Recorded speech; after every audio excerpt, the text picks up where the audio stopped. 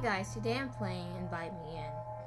And it's about you walking home alone at one night. You meet an ignorant stranger who needs help. So you do what you hope someone else would do for you. You invite him in. There's a horror game demo that contains content that may be do spear and pretty good. I have to know your name. Alright.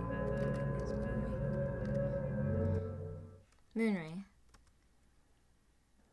As the sun finally sets, the lengthening shadows all begin to bleed together until everything is covered in darkness.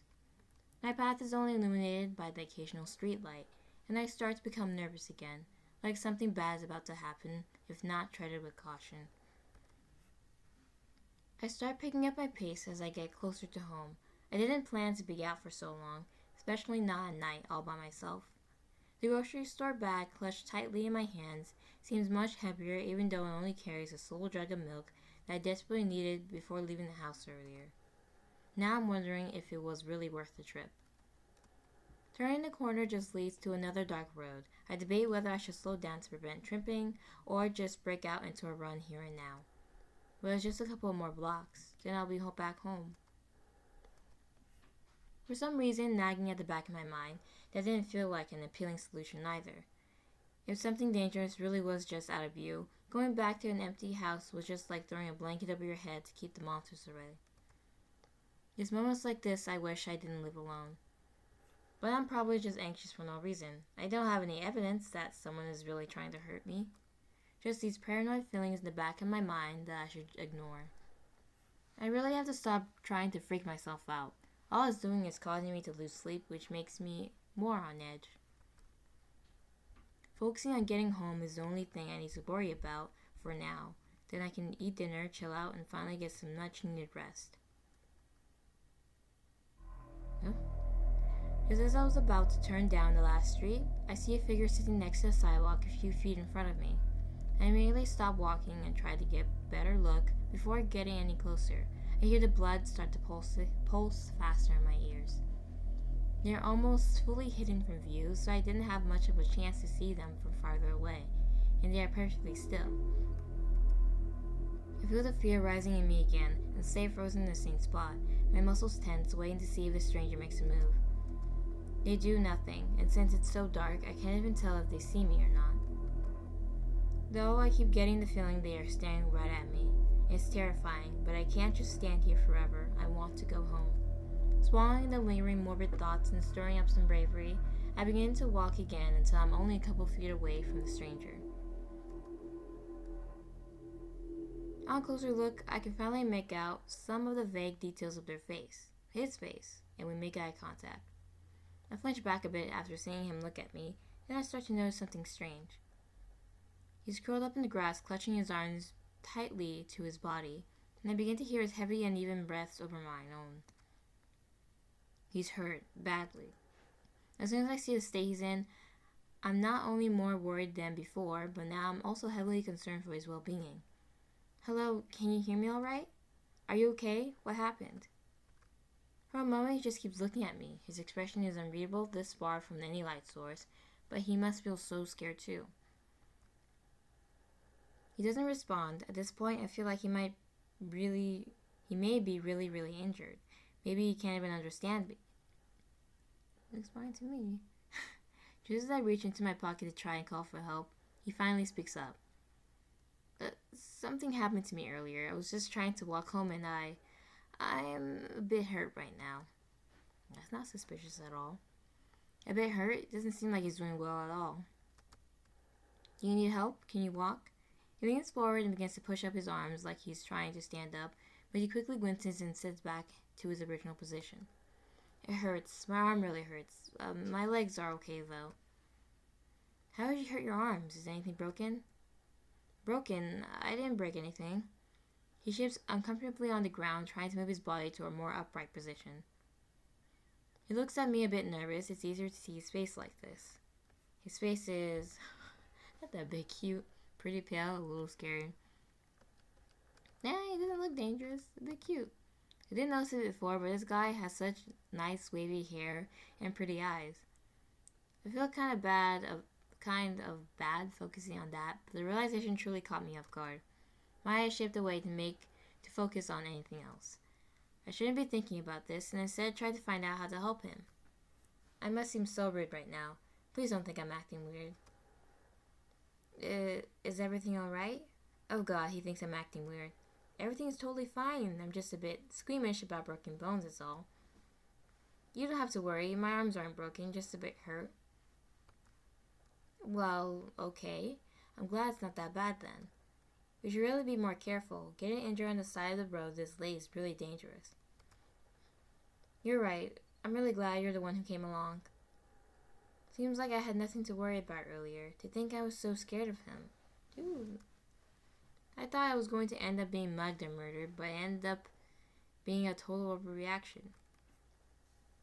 And now I'm just having a normal conversation with a stranger sitting in the grass. Well, that isn't too normal. But I really don't know anything about him, and he still seems pretty worried too. I would really like to know more about him too. I should try to calm him down a bit, so I can help better. He isn't going to tell me anything like this. Why do you care so much? What's your name? My name, it's Devin. He seems really shy about it. I feel kind of bad asking now. That's a really nice name. It suits you. There's no way. I think your name is much nicer. My name? Thanks, I guess? But I don't think my name is any better than yours, so your name is also very nice. That's really sweet of you to say. You're such a good person. Devin seems really touched by a simple compliment. Does he not get them often? Don't mention it. You're not too bad yourself. He seems to freeze after I say that, as if his mind is going totally blank. Not too bad. Thank you for thinking so. I've never seen someone get so flustered from being called not too bad. I don't want to embarrass him more, but it's nice to see him distracted from the pain. Seems the conversation helped a bit, even if it's somewhat awkwardly. Why are you having a conversation with them? Just call, I don't know, an ambulance for him. Well, maybe not an ambulance. You know the insurance can cover that, but still. He looks off to the side, trying to distract himself. Talking to a stranger like me seems to make him pretty nervous. As a sort of anxious reflex, he begins to mess with the sleeves of his sweater. He just ends up wincing in pain after pulling on them too hard. Seeing someone be miserable like this, I can't stop myself from asking him about it one more time. Do your arms still hurt to move? Yeah. Devin tries to move his arms again, then gives up quickly. He pulls them back into his lap in a comforting position. Will he be able to make it back somewhere safe soon? It's horrible his arms hurt too much to even make it home. I feel bad just leaving you here like this. Here, let me help you walk a bit closer to your house. You shouldn't have to sit here in the dark. My house is still a bit of a walk away. I should be fine. I feel better already after talking to you. Seems I may have been a bit too worried after all. At least let me walk you to a bench nearby to rest. It's better for you than just sitting on the ground. You'll help me? I really appreciate that. I just need some help standing up. Then I'll be okay to move on my own. Helping him out seemed like an easy enough offer, but actually finding a good way to lift him up gracefully was a harder task than I guessed. Setting down my grocery bag of lonely milk on the sidewalk, I walk a bit closer to Devin. People look at each other trying to figure out the best way to go about this. I was able to lift him up without hurting him or making him uncomfortable. Eventually, he moves his legs until they are bent under him, almost in a kneeling position. Then I move beside him, wrapping my arms around his torso. As I increase the pressure of my hold on him, his breath becomes even more labored and unsteady. His body becomes incredibly tense, despite how carefully I try to lift. Are you okay? I'm trying to not touch your arms too much, but let me know if anything hurts. It really doesn't hurt that bad. I could barely feel it. Feeling a bit more reassured after knowing he's okay, I gave one final lift until he's up on his feet. We did it! Ooh, hopefully you're all good now. Is there anything else I can do to help? I'm here if you need any. Before I can even finish what I'm about to say, Devin begins to wobble over after trying to stand on his own. I quickly reach back over to hold him steady, and he ends up leaning back into my arms, clutching my shoulders to keep from falling. What happened? Are you okay? Yeah, I'm okay. Are you sure? I can call someone for you if you get you a ride to a clinic if something is wrong. Honestly, I think it's just my blood pressure after sitting there too long. I'm fine. Honestly fine. Do you think you could try walking on your own, or is it that too much? I think I need a bit more time before walking on my own. I could just sit back down if it's too much trouble for you. It's not too much trouble at all. If you're okay with it, you can lean on me while we walk on the bench. I don't know how much you feel like moving right now. If I have your support, I'll be okay to move. Okay, I'll try to walk slowly and not put too much strain on against you. He moves in a side-by-side position where his arm is over my shoulder as I wrap my arm around his back. The walk continues at a steady pace as we get halfway down the street. I feel Devon's breath as he pushes against me for stability. It seems to still be quick and heavy. His body almost feels cold and damp. Just how long has he been there by himself? Is he really okay? Oh, what is with this music? My god. I look over to glance at Devon's face, which is completely pale with a small smile creeping onto his lips. The image is almost frightening with the state he's in. Like he doesn't even know how bad his condition is. No, like he doesn't even care. He notices me staring, and his unreadable gaze meets mine in an instant. Feels like he can read every thought and intention running through my mind. Suddenly, his eyes soften as his grin turns more friendly, but the off-putting flow of paleness is still there. You are really kind to me, even helping me walk. For a second, I feel I can't move. I can hardly breathe while looking at him directly. As I said, no trouble. I have to force myself to turn away from him and continue to focus on walking. But I can still feel him right next to me as my heart hammers faster in my chest, and I pray he doesn't notice. Maybe I'm just imagining it, but maybe it's because we've met in such a weird situation, but he looks at me differently than anyone else I've ever met. I wonder if it's really such a bad thing. I strengthen my resolve and begin to push forward again. I finally get to the end of the street and turn the last corner. The bench is just a few feet away. Here we are. You should be able to rest right over there. I gently pull him over until he's able to safely sit down in his own. He seems a bit shaken up still, but he's much better off on a clean bench near a street light than on the ground in the dark. Thank you for taking me all the way here. It was so considerate of you. Even though Devon says that, he doesn't look relieved at all.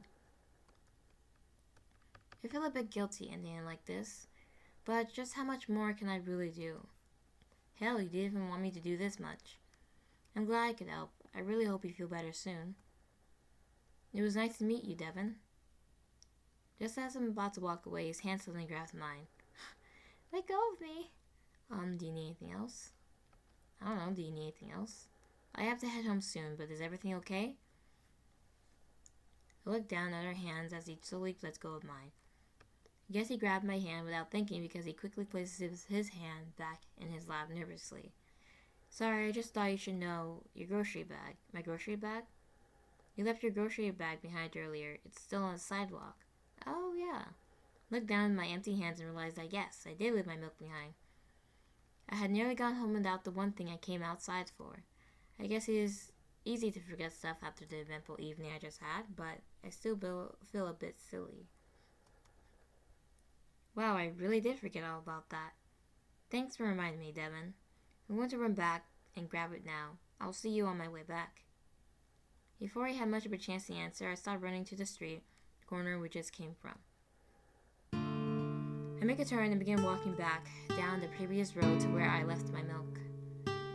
I really am glad that Devon said something because I would have felt so ridiculous once I got home. It was the only reason I came out here and went through this wild evening after all. It only takes me a few seconds to find a lonely bag sitting on the sidewalk. The time makes me realize just how slow we were walking before. The distance that felt like it took ages to traverse was really a short jog. I quickly glance over the milk to make sure it's still in good condition, and the jug looks perfectly fine.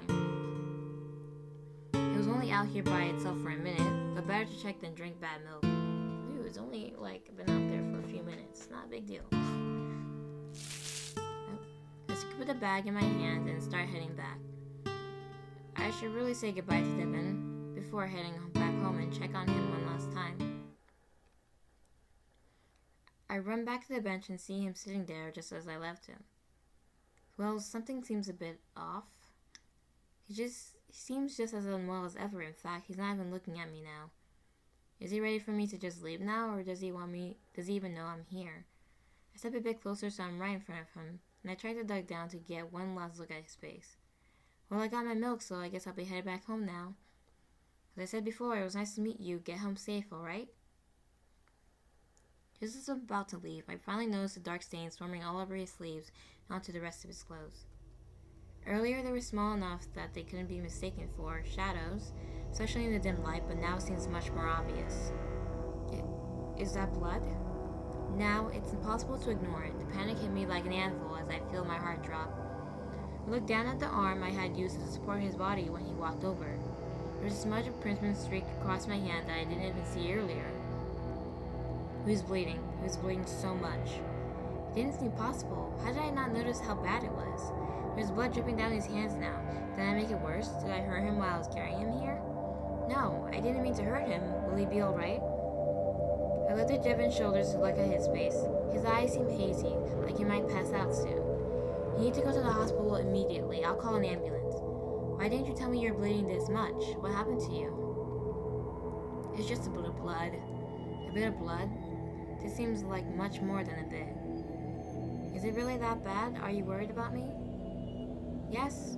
Now just show me how you got injured. I walk closer and try to reach over to grab his hand. Suddenly, Devin moves up from the bench and stands in front of me. Miri, please just listen to me. I need help, but Devin seems to inhale deeply like he's trying to rise all the courage and willpower he has. I want to rush over to help him sit back down safely, but I feel frozen in place. I just examine his face, waiting for a sign to grab and steady him again. His eyes glance at mine, shifting from assessing to pleading, like he really needs to tell me something. He still seems physically weak, but it's almost like he's even more energized now, like something in the past few seconds totally revitalized his conviction. We both wait as he finally got his bearings. Will you please hear me out? Yeah, I'll listen. Devin steps out a bit more into the light and raises his arms halfway into the air. It's like he's trying to reveal the energy without moving his sleeves, like he's trying to shield me from just how bad it is. But all I see is more blood, and he seems to sense my concern. I didn't want to worry you too much, but it seems the state I'm in now looks quite bad. To be honest, it hurts really bad too. He grimaces as he looks down his arm. Maybe he didn't even let himself think of how painful it was before. I didn't want you to know. My arms are so much worse than I let on. Then why don't you let me call for help? Someone did this to me. They were trying to hurt me. Someone hurt you? Who? Devin looks at me with a pained expression, then he stares at his arms again, looking at the stains forming along his sleeves. A stalker. A stalker? What? Are you being serious right now? I feel my blood begin to run cold. Of all things, a stalker. It's true. I didn't really know what was happening until it was too late. Next thing I know, I'm on the side of the street and bleeding. My arms hurt so much, but I couldn't move. I was afraid I was going to be found again and be killed. But then you found me instead, and I felt safe. I hope you understand, but I really can't go to the hospital like this. I could tell my attacker would know that's where I need to go. They tried to find me there. So I'm too afraid just the thought of it happening. I was about to argue with Devin, but seeing the fear in his eyes and the way his body is shaking, I don't have the heart to disagree. It's okay, Devin, I understand. You're not going to call for help, right? No, not if you don't want me to. But why can't we call the police? You might be in real danger. Police? I really don't think that's a good idea. It makes me too nervous. Plus, I don't even think they would take me seriously after not believing me before. Looking at the blood continuing to drip from his hands, I feel it's hard to not take Devin seriously at this moment. But if he feels so certain about it, I shouldn't doubt him about this either. There has to be some solution. He just can't deal with this by himself and risk getting hurt even more. I want want him to be able to get help. His life could be at risk, and I don't think I could go home only to see him on the news tomorrow. Then what are you supposed to do? You can't keep walking around like that. I just need some place safe. I really don't think I can be home alone while someone is after me. And if there were some basic medical supplies that can make it work, I'd patch myself up from worse. It feels like an adequate solution, but my mind is racing too much to think of a good alternative myself. But one thing I know for sure, I can't just leave him like this. I may be terrified, but there's nothing compared to what Devin is going through at this moment. I'm right on the edge for the past few weeks with thoughts someone's trying to have been watching me, but he is living it. I feel a bit silly trying to relate. I can't help but feel a sense of connection though, like it was fate that I happened to be the one here to help him. If anyone would know what it's like to live with this spirit and how it can affect you, it would be me. And wouldn't I want to be... I'm gonna not talk. Wouldn't I want someone to do the same for me? If I was ever in such a dangerous situation.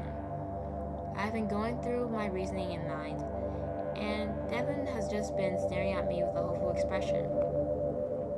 If you need someplace to go, you can come to my house.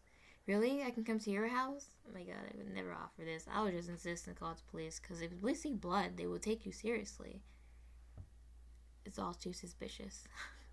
I have a first aid kit I bought recently. I'm not sure how helpful it will be, but it's better than nothing. Yeah, that'll work fine. Sorry, I can't believe you're really helping me. I'm not going to leave you out here alone, or just hand you off to the people you don't feel safe with. I really do want to help you, Devin. And I find myself really meaning those words. We stare at each other for a moment, assessing this bizarre situation that's been laid out quickly in front of us. With the look on his face, he seems so happy, ecstatic even. This just shows that I definitely made the correct choice, right? He could be your stalker.